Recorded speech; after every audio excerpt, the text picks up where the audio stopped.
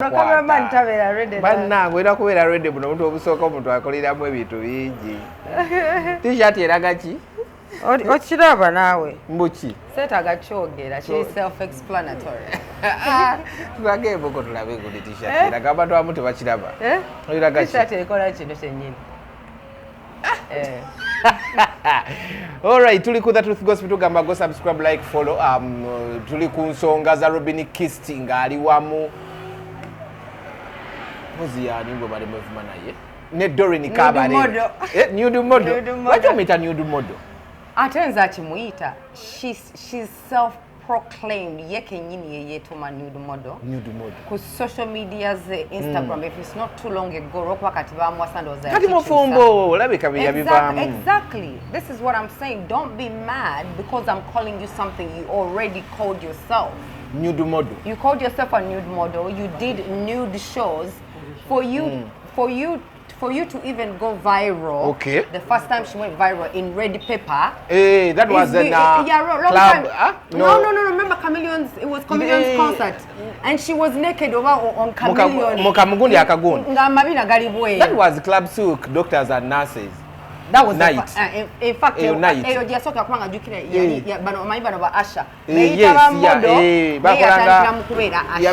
Night yaba doctors and nurses era yali omu kuba Asha. Kati nga mu pretense ya kubeera ba model. Muno mwe batundira gundi yaabwe. Ate nga yali Virginia vano gali Virginia. Ako ka story Omayi Doreen yali aganye okutrendinga kubanga career yagana. Okitegeera. Kati nga yagala nnyo okutrendinga kati nga bikaseera bayagateekawo akabadi akapya. Kubanga kati how can you announce yourself as a nude model and then after announcing yourself as a nude model then you go in the papers saying how you are a virgin? Yes. Are you stupid? Do you think we're dummies? Tuli basiru.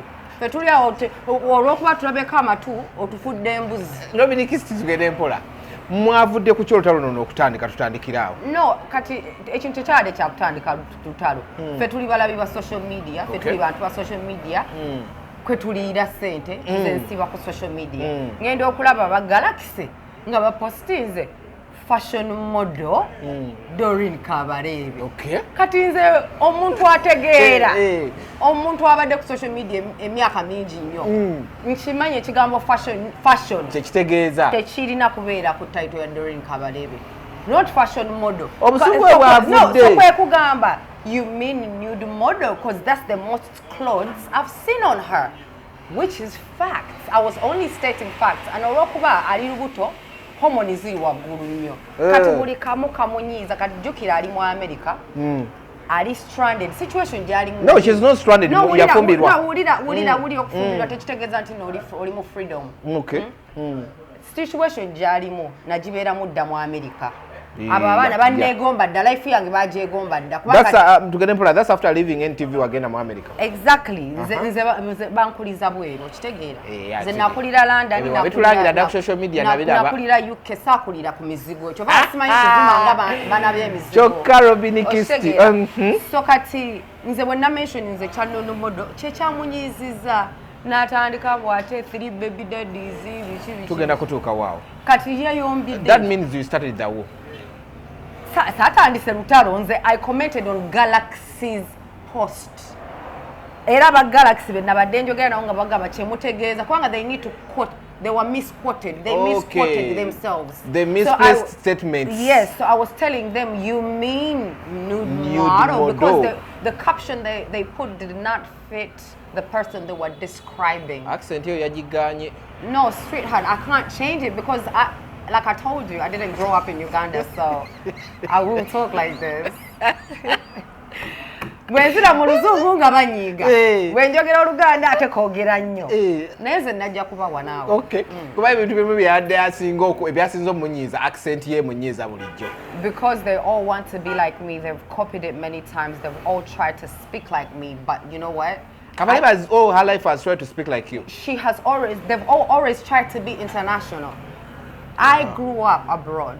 I don't have a specific accent. I don't have a British accent. I don't have an American accent. I have a Robin Kisti accent because I grew up in the UK. I studied in the US. So my accent is a mix. You can't copy it. Okay. So even when you try to copy it, you sound dumb. Kati Kaberebe sounds dumb. She sounds so silly because they all hated the fact that I'm different.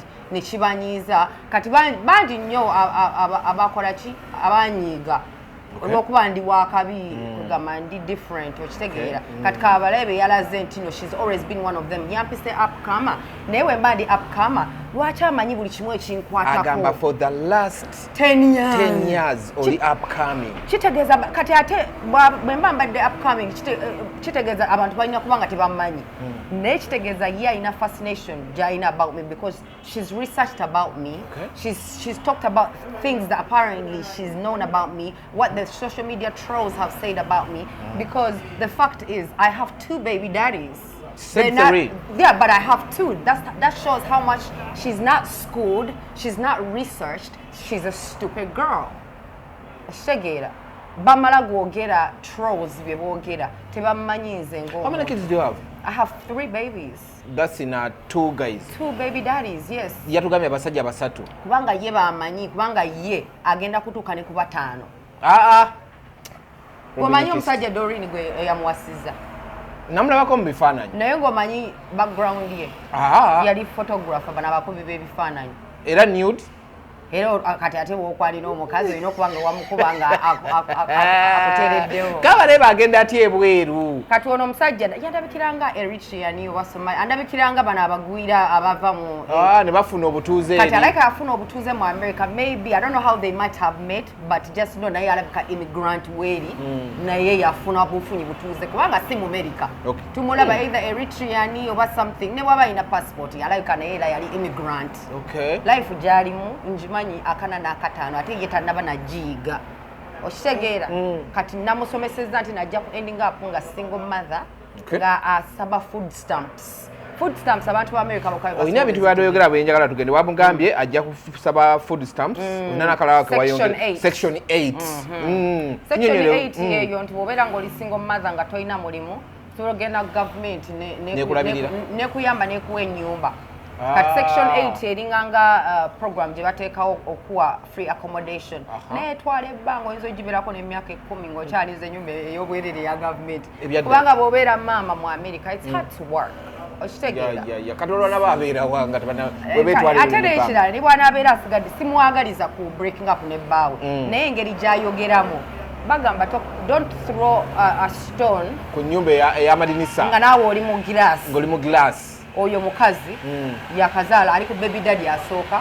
Nze gwayogera naye I've been there, I've done that, got the t-shirt, nina abaana 3 ate nga nkyayongerako ne be banaatuuka abasajja nga bali 8. Eby'okuzaala birekeraawo. Ate lwaki? Lekeraawo kimala. Nkyali mwana muto, amagi nkyalina. Amagi okyalina naye 37 you can still have babies. Naye gajogiro galeka gakubeeremu. Nedda gagira gabeeramu nga bwe nkola ssente naye nga nina okwongera akabaana 3 tebamala nze. Ekisinga omunyiizo ddala ekyo ky'ogambye ogira okola ssente zikulemye okukola okyali abukaani. Ate zinnemye zitya okukola kati labayo nze nava mu America nensuulawo life ya America bo gye beegomba okugenda nenkomawo mu Uganda. I am striving in Uganda. Sirina rent gwe nsasula. I just collect rent.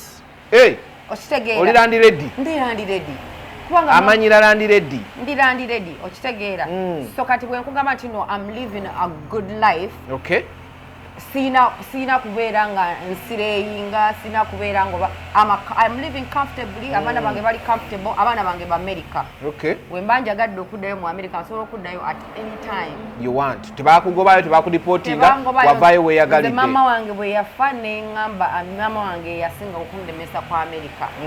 Kati afudde abadde apa support y'amaanyi. Kati ki ekimbeeza mu America? Kwe kudda wano because she had already set up a life for us.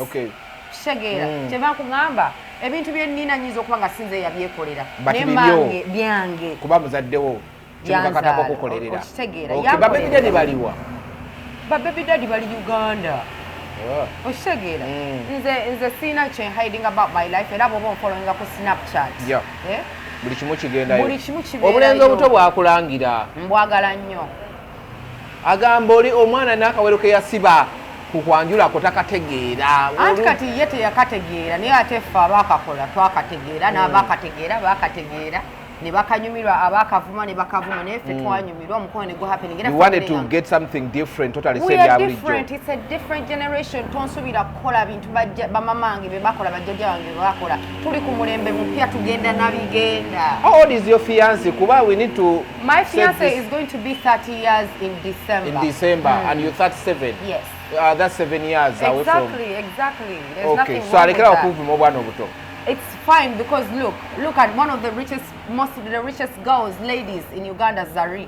Is dating Shakib, who is a young man, and they loving each other. Relationship. Yes, relationship. Teetaga kubeera nti nno omusajja alina kubeera mukulu ng'ebyedda okitegeera. Ffe twagala kusigala nga tuli young at heart. Okay. Twetaaga kunyumirwa life kubanga bw'oba okoze ssente zo oba toli mu kuyiriba oba oyagala kunyumirwa life ate abalenzi abato be banyumisa life.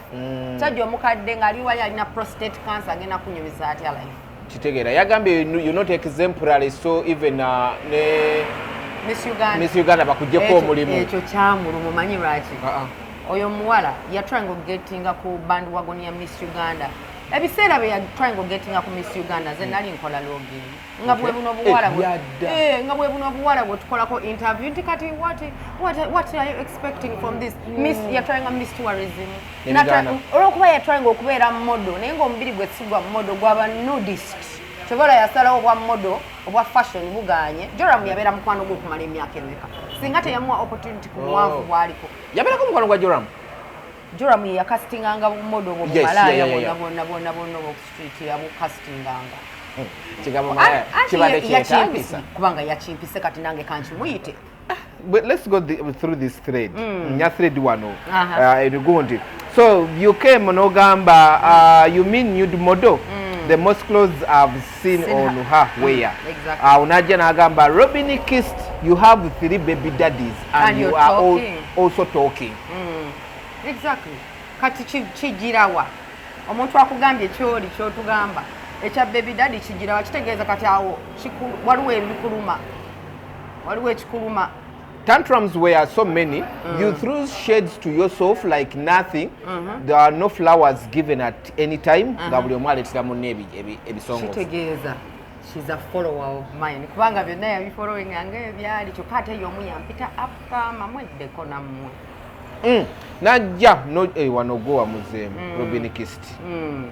Don't talk too soon because you are only one on your first one, Madam Virgin. Katika omuntu ali olubuto ka Madam Virgin wadde ogattako. Anti yatulimbanga nti no Virgin kyokka nga abantu bajja mu inbox yange baŋŋamba yali atunda ennyintu e Dubai, e Malaysia, Abu Dhabi. Nze ensi wali ozindabyemu sizirinyanga namu okitegeera. Gye batundira ebyo abasinga bonna enkudi gye bagitundira. Okay. Ne gundi ne Doreen gyagitunda. Nkugambye nze simulabangako naye bonna abasinga mu inbox kubanga Snapchat ogirabeyo. Kaso having olutalo n'omuntu buli omu agenda yali tamwagala ajja leeta bwino gwamumanyiko kati bangi nnyo bajja oyo akuyita Malaya atya naye yali atunda eno ne gundi nze ate nali mbimanyi babimbulira bubulizi byonna kyokka nze gwayita Malaya tandabangako nga nkulu obwa Malaya naye olw'okuba mu bulyo alowooza nina ba baby daddy basatu kinfuula Malaya. It's okay. It's okay. Kati ate waliwo n'akalala mwe abatubalira ba baby daddies mwenga temubala embuto ze muggyemu yazijja bangi bazijja. Doreen toyinza kungamba nti noyo ku myaka alina emyaka 35 Doreen toyinza kungamba at 35 that is the first pregnancy she has gotten. Atulimbire muri agagawaza ba dokita atulimbire muri tekisoboka. So accounting ba baby daddy be yakajjamu aliokaje accounting abaana be yakajjamu alioka accounting enza atebenzadde kubanga ate nkyabazala nze sijjamu mbuto. Okay, Robin Kist, you are still struggling in the industry. Concentrate on your career. So your interviews crying for a man, you are jealous because toyina chibunu. What's chibunu? I don't know what that means. So I don't know. Toyina chibunu. I don't know what that means. I don't know what that means. That's some Mizigo language that I don't understand. You know. Walipa them say, because wanagambye concentrate on you struggling in the industry. No, let me tell you, you can never tell somebody who worked for the biggest TV in Uganda to be a struggling TV presenter and an upcomer. I've been on the platforms they've all wanted to be on. And they didn't get a chance. And the fact that I'm not there right now, they think I've failed. It only means I'm starting my own empire, starting my own thing. Bob bagala kubeera ba employee for the rest of their lives. I want to be an employer, which is what I'm working on. You're working on it. Exactly. Already olina landlady watugambye. Landlady ate right now.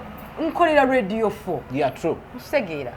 So, Uncle Balamu yankooneramu mu buli ngeri. You're kuba big promoters betulina. The biggest promoter in Uganda. Okay. So, Robin Kisti, imagine being upcoming for years and still falling for boys much younger than you. Kati singa waliko mulungi naye mama. Ofaanana skeletoni. Mukazi okwasa ennaku, but I look at you sometimes and I feel like crying. Omuntu watuuka okwagala okukaabirako mukwano. Abali n'ennaku. Oba abakulaba ng'oli bubi nga uli ayagala feel like crying for you. Kati n'owulira skeleton olaba abakazi bonna bali eyo. Beebuuza babeera mu inbox yange beebuuza naye mukazi gwe ozaala otya abaana abasatu n'osigala ng'olabika nga bw'oli. Bonna abasinga kye baagala Lindo Doreen Kaberebe nga amaze okuzaala agenda kuzimba gatala si yalimu obusheshe bakulira ku mata agenda kuyiika anoonye omubiri gwa Robin Kisti batakyagulaba ng'omuwa ku methods z'okozesa. Sisobola kubanga ate nze gwe bavumye skeleton oshegeera nze leka nkubule bwa skeleton bwange bwenyumirizaamu ndi healthy, I'm fit, wonzigulako wano olubuto olaba 6-pack. Oshegeera 6-pack ozaagaza ki naawe? Nze sijja kukaddiwa, nja kutuuka ku myaka 5 nga ndabika ng'owaasa. Nga bw'oli. Oshegeera emyaka gye nnina wano right now teri agimpa newe mbagamba nina abaana 3 n'emyaka 37 buli omu agamba nkuteerawo ne ssente. Oshegeera. So people don't know that there's a secret in fitness. And it's because the culture we're in, they're used to being fat is being rich. You have money, you eat well. No, you're killing yourself and getting cholesterol. It is the fat that grows around your heart. Okay. Cardiorespiratory diseases is this single kutaba. You're teaching her. Exactly. I'm teaching the whole Ugandan, not just her, but the whole Ugandans. They eat a lot of carbs, meats and stuff, and they're only creating cardio diseases. Tebaduka, tebatambula. Babeera batudde 24/7. Lazy. So nze kati ebyo ebintu ebyokunvumubwa skeleton tebikyamalamu because I know why I'm skinny and I know why I have to stay small. Twakulanga batugamba mu skeleton yeva ku muntu nga afudde enyama wemuggwako oyo aba skeleton. We didn't know that wali skeleton is tambula. So nakitegedde yesterday nga mwevuma nemanya nti no Doreen. They want to be like me, man. They really want to be. I have a Barbie era, man. You know what I mean? Was watching you on TV years ago and you have never made it. So if see, this is the thing. These guys, you can write a statement and you first think about it before you write it. Listen to that statement. Before. Yeah, listen to this statement. I've been watching you on TV years ago and you've never made it. So if I made it onto TV, have I not made it? Hey, by that time I think okola kwen TV mugana wa. Big deal, top dog. They all wanted to be like me at one point or the other. All of them. Oshegeera. So abantu balaba omuntu ow'amaanyi baba bagala muleetera muliro oshegeera ne bakulangira buli kimu balize kyeyina obbagamba katandika butandisi nga leka natandika. The young girls like Sheila made it and you are there still crying for men. Brennan Anyonjo should never employ you again because you are not an example to the girls. No proper education, still sleeping around. Girl, you need prayers. So first of all, when it comes to education, I left Uganda when I was 13 years old in Nakamala P7. Yeah. Nesomako S1 in Zambia or nejimaliriza nengende UK. Nesomere Battersea Technology College for high school. Erirudawa. Exactly. Eri London, UK, South London. Je nasomera high school, Battersea Technology College. Neveyo nengenda ku Kingston College. One of the biggest top colleges in the UK. Okay. Nensoma a national diploma in performing arts. Nenvawo. Wajisomera wa? Kingston University tukyali UK. Nembuuka mange n'anteekamu ssente ne ŋŋende mu America nensomera ku Pierce College e Washington, Seattle. Pierce College. Nenva ku Pierce College nga nkoze an associate's degree. Okitegeera nenjifuna qualification. Nenvaawo nengenda ku Northern Illinois University e Chicago, Illinois State. Okitegeera in one of the top acting universities in America. So go research before you talk about my education because you know nothing, baby girl. Okay. Alesemu situation ya Sheila Gashuba. You guys were friends with Sheila Agamba. She made it when Osigalao. By the way, one thing is I hate when people keep on trying to bring Sheila in the conversation because me and Sheila have no issues no more. You are done. I don't want to do no interviews about Sheila no more. We've never reconciled, but she's in her dream. Okay. I'm in my dream. Okay. She doesn't talk about me. I don't talk about her. Period. Miss B, Teyani employee. Actually, Agamba, Teyani Agamba should never employ you again. As far as I know, you're still working with Miss Uganda. Exactly, and she said that I'm not exemplary to girls. To girls, yes. During Kaberebe, you need prayers. During Kaberebe, you were the one who #1 promoter of nudity in Uganda. One of the first girls that undressed in front of cameras. Ye mwale yasooka kutweyambulira n'alaga abaana abato nti no it's okay okweyambula. Okitegeera. Kati abaana be yali role model too ennaku zino batambula bwerere mu kirabo bajja bambadde empale zokka. Okitegeera. Nze nambooze nnyinza okuba nga nina ebintu nange bye nakola ebitali exemplary. Kubanga fenna tukula ate bwe tuba tukola mistakes naye muga Katonda mu ggulu genda onoonye ekifaananyi ku intaneti nga ndi bwereere ng'olabye amabeere gange ng'olabye eby'omunda byange awo nsobola n'okusasula ssente naye ffe ng'Abannayuganda tetulina kweyambula ng'abakazi kityoboola value yaffe ng'omukazi okitegeera you can show shortness fena twambadde ebimpi twambadde ebitukwata naye ate kati eno level gye tutuuseko mwana ey'okulaga empale munda ey'okulaga butt cheeks okitegeera ekyo nakyo nali nkikozeeko naye naddayo nenkijjayo neŋŋamba Robin kino nedda emyaka egijjo gikiyiseeko okitegeera bintu byakukula n'okubeera nga we have to be true to ourselves. Wabanga wakola ekintu nga kati oli embarrassed about it. Working so hard okukijjawo kubanga kati ate yeeyongedde kukitutumusa kyatayagala bamuyite. Zino interviews tukikola lwakuba yanyize olw'okumuyita ekintu kye yeetuuma.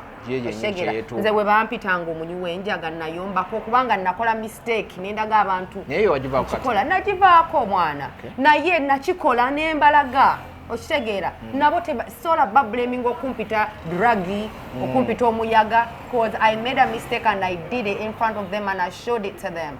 So I can't be mad if they call me that, if they label me that. But I pray to God that it fades away. People make mistakes in life. Ate fena gye twengera okukula ogenda ozitereza. Eze naye azitereza oba oyo engeri gy'ayogeramu tajja kuyiga kubanga ku myaka gy'aliko mbadde nze nali manyi mwana muto ne munange waliwo yeze mu inbox gyona ngamba ayina emyaka 35 musingako ebiri gyokka. Don't call she 35. Musingako emyaka ebiri gyokka kati engeri gye yeeyisaamu n'engeri gy'ayogeramu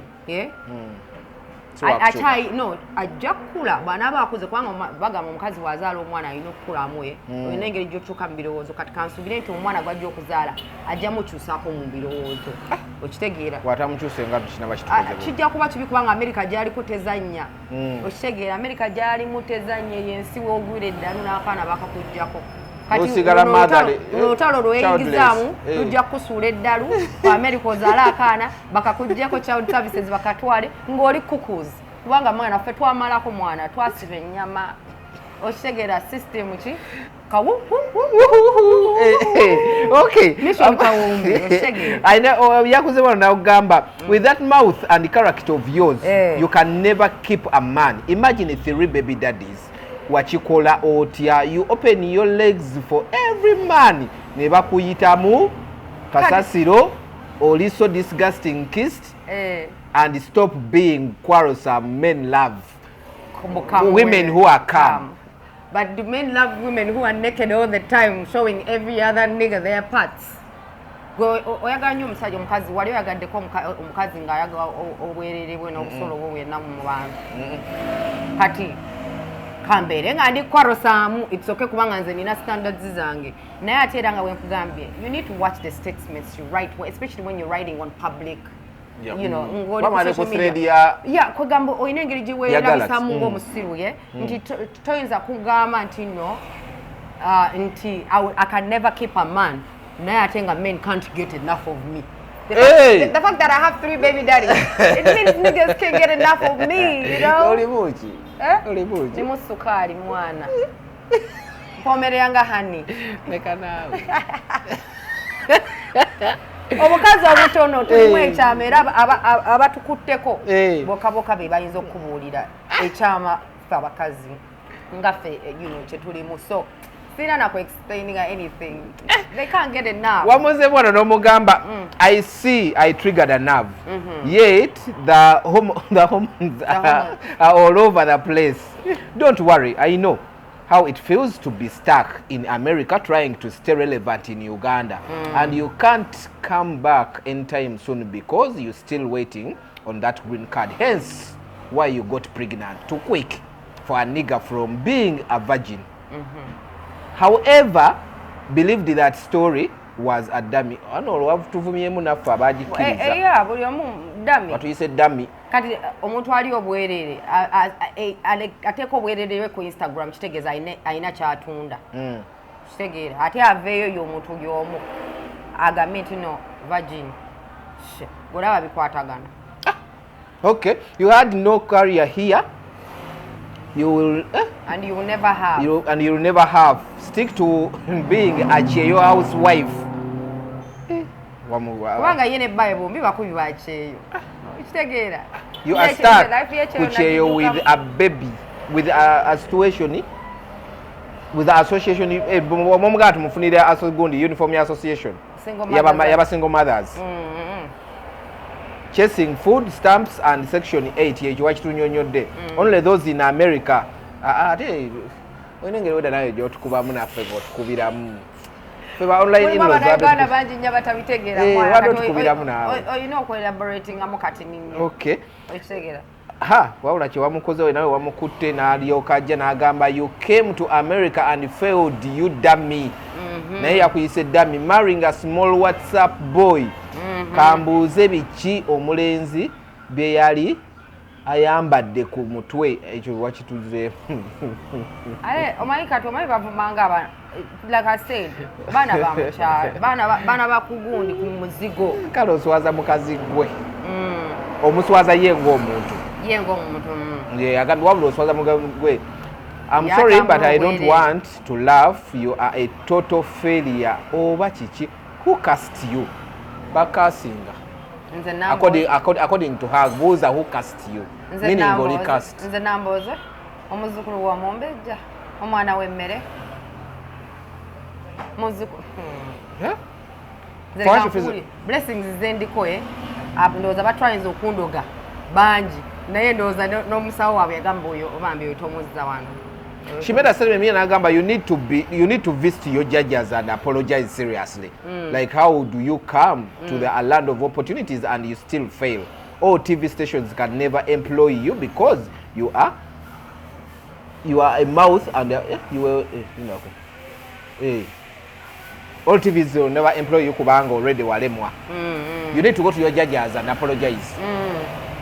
Kati labayo. Kubijja ndoza yadaga mbogereko kubijja. Kati soko owulire. Omuntu eyadduka mu Uganda ng'egaanye. Like I said, bino ebintu omuntu ogenda n'ovuma omuntu kyokka nga tomaze kulaba situation gwe nga gwe gy'olimu. Okitegeera?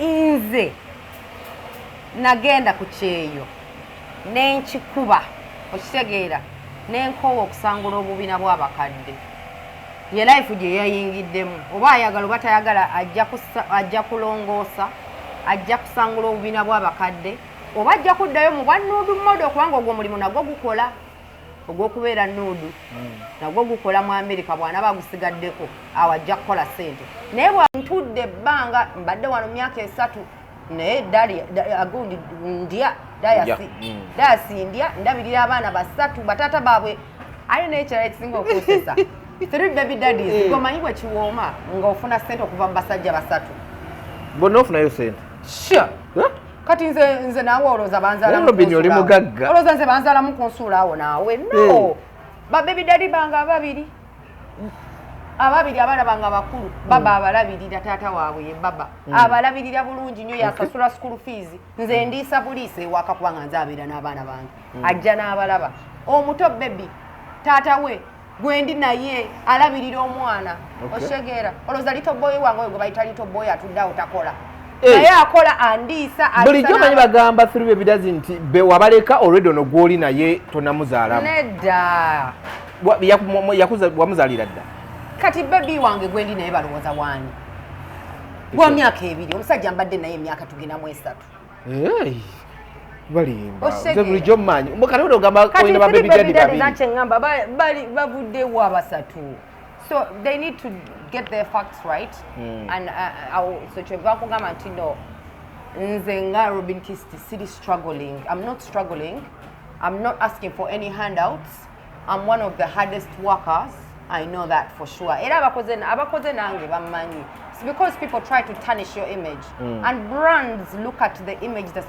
painted about you around there so brands zitayagala kukolagana nange because of the controversy around my name that's fine when they figure out that I'm what they need the brands that figure out that I'm what they need they will come the ones that don't it's okay kubanga nze mukama ebyange yabirimu okay your last remarks eri Doreen Kaberebe my last remarks eri Doreen Kaberebe tuzania darling Uganda togenda kukomawo kati okitegeera zaala baby wo yonsa bona ofuna green card awo tulyoke tuddemu twogere ng'oli ku ground naye kati tosobola kujja ku ground toli ku ground nze ali ku ground gundi abantu bwe bati abayita bakaceere era oyo kaceere naawe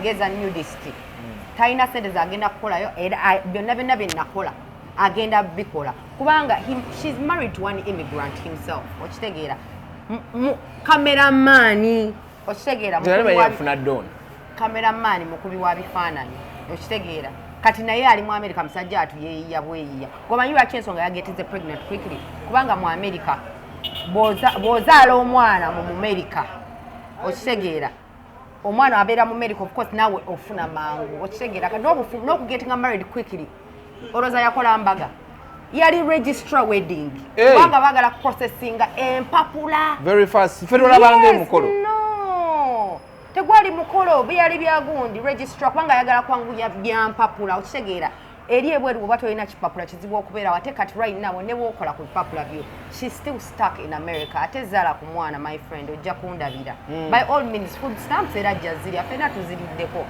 eno life gye mugamba njibaddemu kati tosobola nze America in fact kankubulira ekituufu America yo yannema omanyi lwaki nze nazaalibwanga princess queen okitegeera kundabirira kubeera n'abakozi okitegeera kati eri nali masikiini ng'omanyi okukirininga bbiwa omukadde mu kabina olunaku lwe nasooka okukikola wiiki nagimalako nga sirya lunch nga buli bwe ngenda okulya emmere yange napaakinze nga ndaba bbiwa omukadde sikulimba kati nze America nenemaku olwekyo okitegeera teriyo pate life okitegeera teriyo nti no wenjagala nsobola okugendako mu wasangula wa myaka emeka nga 8 nasangula 8 nkaaga omanyi bakaddiwa ate bakadde abazungu bakaddiwa bubi kaba kakyali kabinaako nkugambye ate obina bwabwe bakaddiwa skini yaabwe gafuuka mabwe bw'atuula ennyo ng'ebbina lijjamu ebbwa okitegeera kati oli mu kusiimula bbi wali waliwo ebbwa wali tokolina okulya emmere kati eyo life bw'aba alowooza nti nno nze gye nali neegomba ate ye nga gye yali yeegomba ate ng'agenda kikolako agenda gibeeramu oba ajja kulabirira obwana okitegeera ayinza okukola ddekeya mu nnyumba ye eyo life gy'oŋŋamba ngibaddemu sweetheart tolina ky'oŋŋamba ku ebyo kati right now nina abakozi bange bankolera byenjagala emmere ndyanga bwenjagala ntuula butuuzi okitegeera yino life mama wange gye yacreatinga siina rent gwe nsasula kugambye I just collect so I rather have this life than that life gyagenzemu kubanga nze I've been there ngimanyi. Okay, stop sleeping with young boys ozunza enziko with your small bun like bums your small like bums bw'obubinawo bulinga bu buns omanyi buno bugato obw'ekikumi obwataano obwo abasajja bwe baagalira ddala kubanga asobola okukakwata bulungi bw'ati kati leka nkubuulire ebyo byonna byayogera one man's meat is another man's poison. Waliwo abaagala amabina weegati waliwo abaagala tuno tubbani tuwe bitaano okitegeera waliwo abaagala big mama waliwo abaagala febo skeleton kubanga gwe wali ogenzeeko ku website eya poni oba ezaba model fashion gundi nga kuliko omuwala eyenkana Doreen Kaberebe basanga ku bawala benkana nga nze naddala poni websites their fantasies are these skinny women.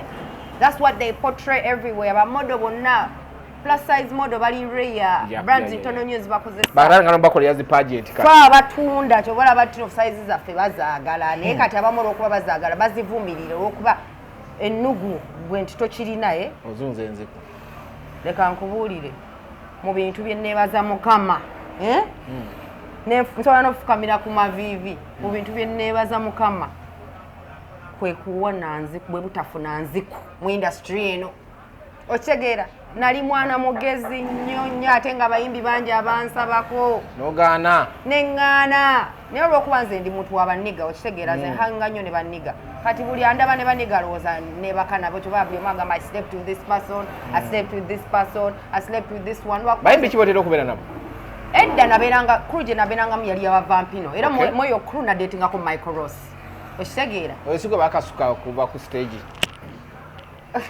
naye naawe mwagala nnyo okuleeta agaboozi gedda ate tebamukasuka kati yalaba Jini Wine nga amenyeka najja amenyeke kaja banamugaza musajja atu ali mu America kituufu yagenda ate kaja tanze after that incident tanze kuba gospel kati mwana akuba che gospel nawe yafulumiza n'akayimba akapya yabeerako bba wange gwe naye tomuvuma mukwano gwange yafuka family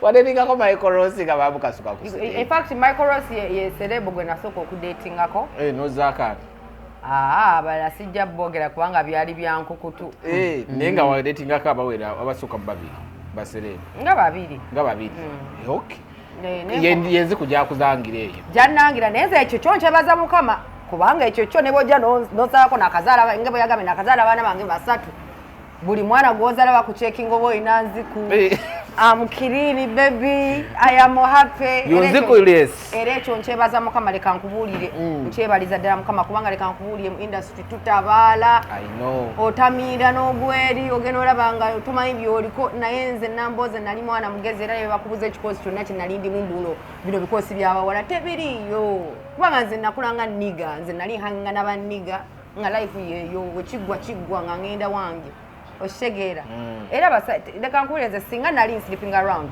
singa mwala badda nude videos zange mubantu bonna abaliwo we miss your nude ojja tukolereyo era gye mbadde mu industry if I was sleeping around tewandibadde yayagala getting back to me okitegeera it's everything naye nze leka nkubuulire nze ndi smart nemba nkola obuyaye bwange mbukola mu smart naawe okay I might be an upcomer but you took time to research about me okay chiwatunyonyodde nti already ebiki use your husband's wifi wisely bayinza ogimojjako no ayinza okugoyenga mu labor mangu kubanga ali lubuto she's probably like 8 9 she's almost having a baby kubanga olubuto olinganga olwa 8 months okitegeera so when you're pregnant, when you're pregnant, you're not supposed to engage in anything that puts your blood pressure that strains up. Ate fa bana Uganda mwana tuyinza okwambusa pressure kati bamuvumidde ku social media bwerere.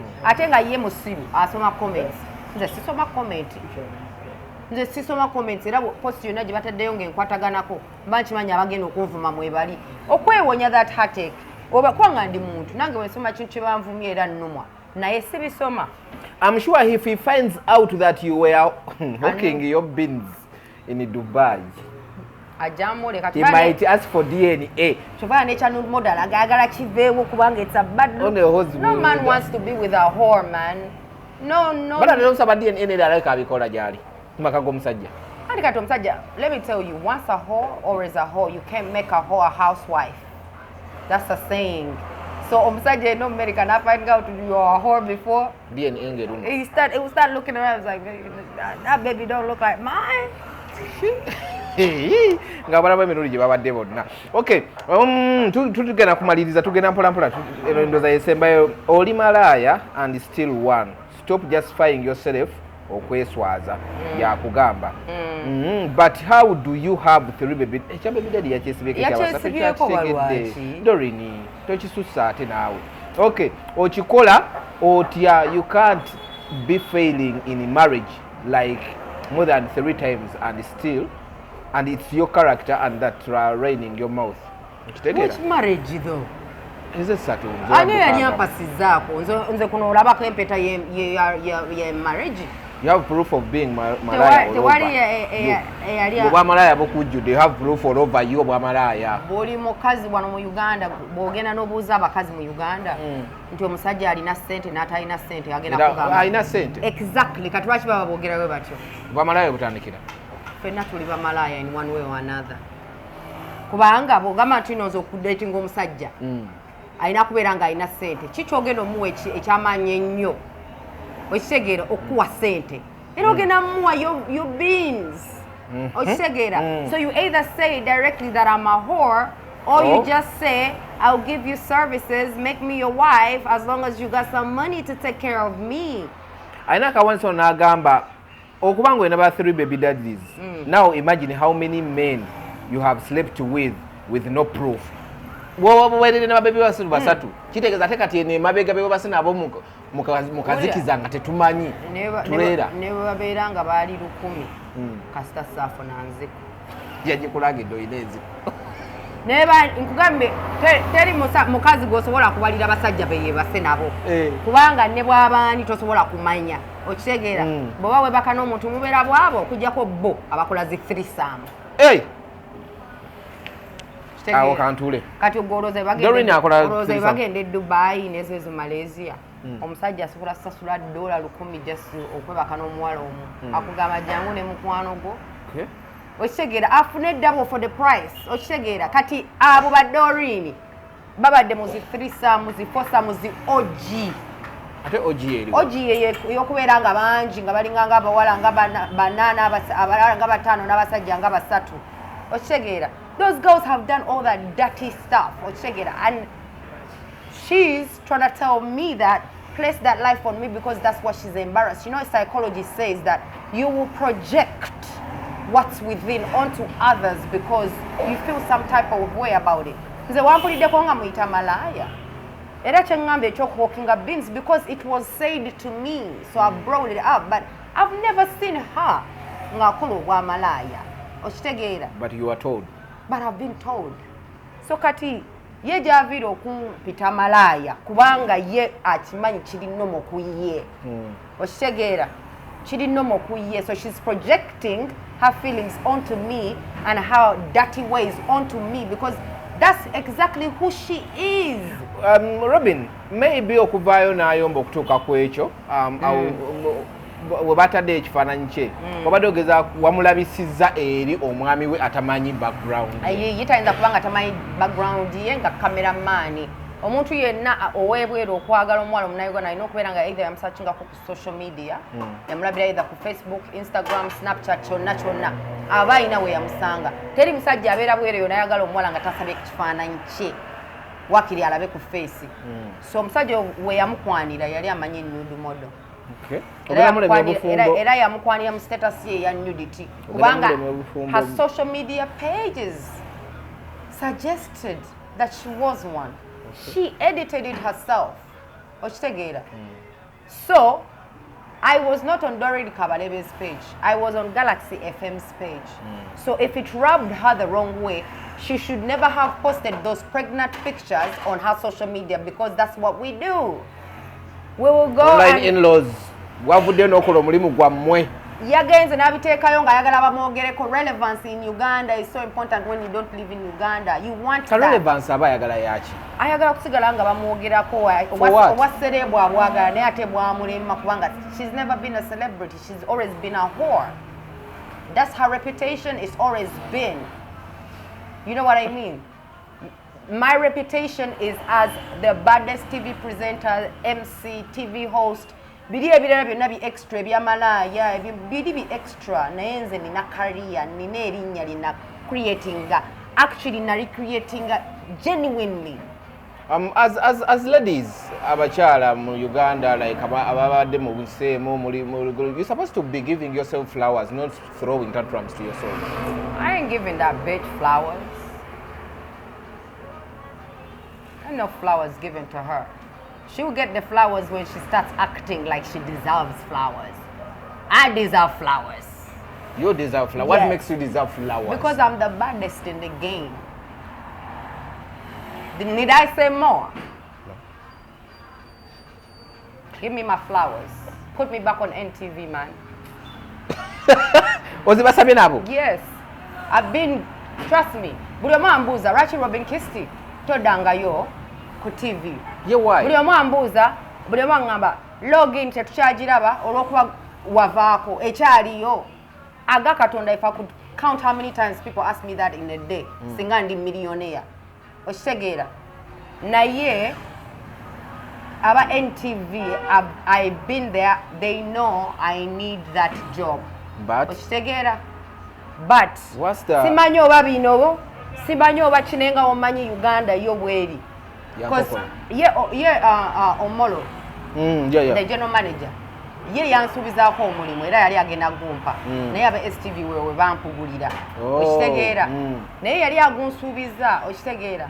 So kati since that STV thing bwe neekubamu mutima ne ngamba omanyi Robin soko otuule oyiye ekikyo kubanga nze experience gyenafuna ku STV teyali nnungi okitegeera ate nze neevaliwinga nze nkyewulira wavaayo obanja nkyewulira kyobalaba nti no nkyatudde okitegeera naye nze NTV is the only company gyempulira nti gyenjagala okukolera. That's where your standards are. Yes.